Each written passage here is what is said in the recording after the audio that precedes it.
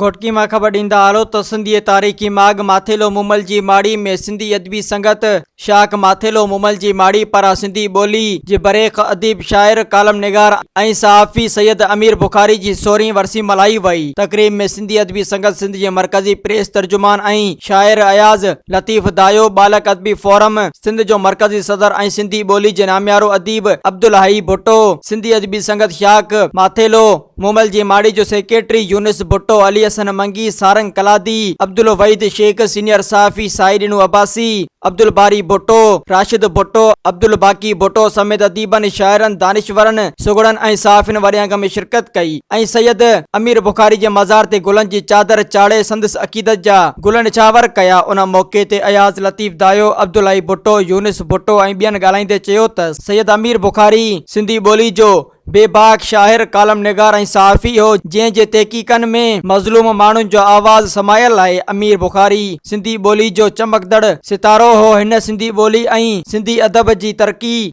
लाइ पंहिंजी सॼी ज़िंदगी आरपे छॾी हुई। हिन जो फन फ़कर ऐं फ़लसफ़ो अज़ीम हो। अमीर बुखारी जी सहाफ़ती दुनिया में कयल ख़िदमतुनि खे कॾहिं बि विसारे नथो सघिजे। Soomro 3D wallpaper and PVC panel shop दे रहा है सबसे अच्छी सर्विस, बेहतरीन क्वालिटी के आला मयार वॉलपेपर और सीलिंग खूबसूरत डिजाइन और कलर्स में दस्तयाब है। हर किस्म के PVC वॉलपेपर्स और सीलिंग लगवाने के लिए हमसे राब्ता करें।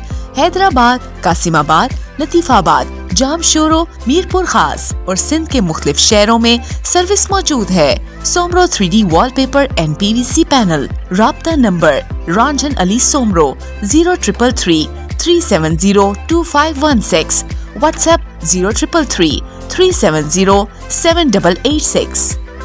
मज़ीद ख़बरन ऐं तफ़सीलात लाइ विज़िट कयो असांजी वेबसाइट www.awamiNewsHD.com ऐं ॾिसंदा रहो अवामी न्यूज़ HD।